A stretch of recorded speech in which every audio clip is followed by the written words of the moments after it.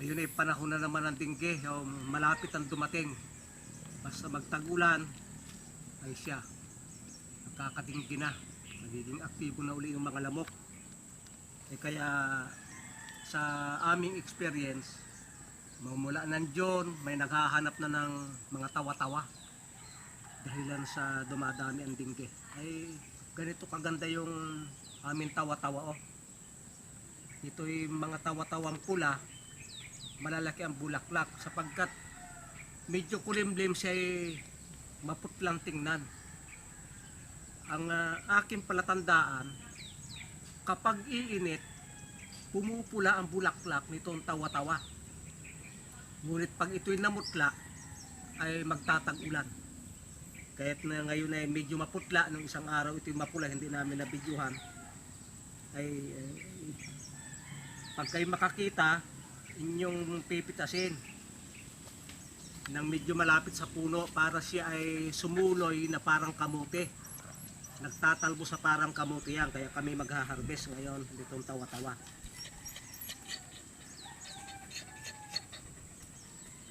Ito'y ang kasama ay serpentina. Hindi ko ito itinanim, pare-pareho lang silang tumubo. Dahil umiibabaw yung itong tawa-tawa, gusto din naman ng serpentina na nakakanlungan siya paminsan-minsan ng ibang halaman. Kaya tama lamang na itong dalawang ito ay magkasama. Mas tataas kasi itong tawa-tawa, mabilis itong lumago. Kakatuwang mag-harvest. Ang bilis ba ganyan lumago?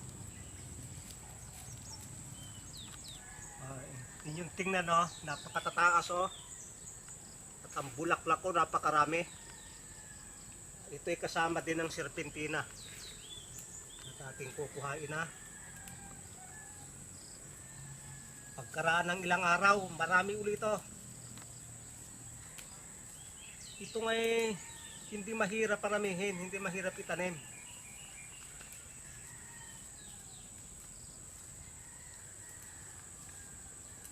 Ay, talaga nakakatuwa.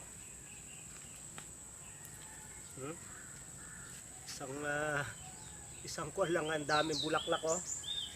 Para bagang ang kanyang bulaklak ay pag tiningnan nyo, parang mga cells ng cancer. Kasi ito talaga panglaban sa cancer.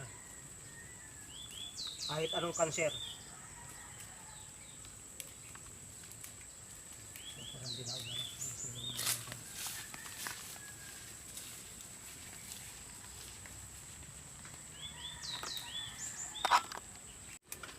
Yung iba ay may magagandang makina, pagkatayo pati katawan ay dinudurog. Sapagkat yung aming mga makina na may mga tig-6,000 lang, nahihirapan durugin ito para maging powder, kaya't nahihimayin. So sana'y sayang pero ang dahon nito mas mabisa. Kaya yung aming mga tinito, mga kapsol, ay talagang matindi. Kasi mga dahon lang talaga at bulaklak. Kayo'y maukas pag ito'y madagta.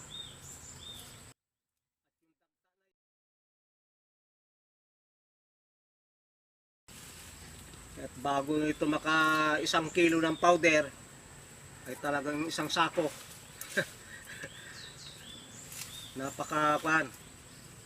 Ang bintahin nito ay weekly ka naman magha-harvest.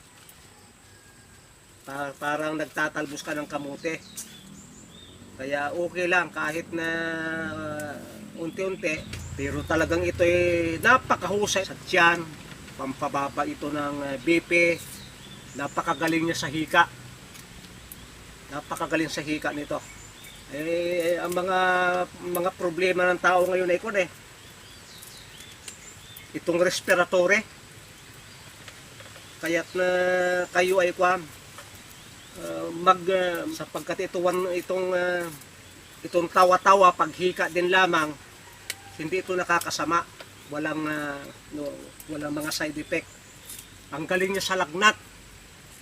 Pag yung nanay ay nagpapadede, magiinom nitong tawa-tawa at ang gatas ay dumadami. Ibig sabihin ay kwan, ito pala ay hindi lamang kwan, napakasustansya pala nito. Kasi talaga pamparami ng gatas ang nanay. Mga damo sa bukid, mga damo sa parang.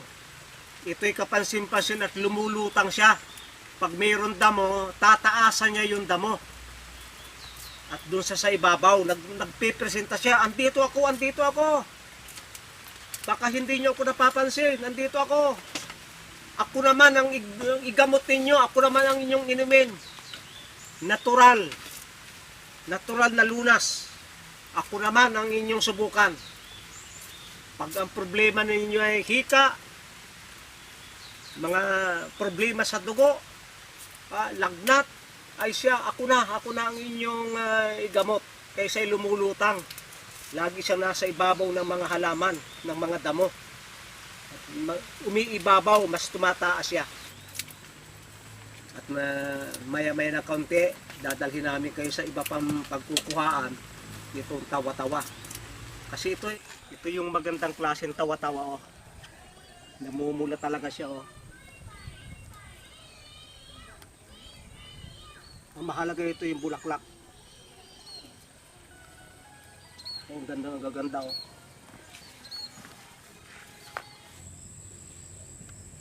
Dito sa loob ng aking garden sa damuhang hindi namin nagamasan, napakarami pa rin tawa-tawa. Oh, dami. Mahahaba na pati. Marami naman siyang bulaklak. Kaya kahit saan kayo makakakuha talaga. Masipag lang kayo maghanap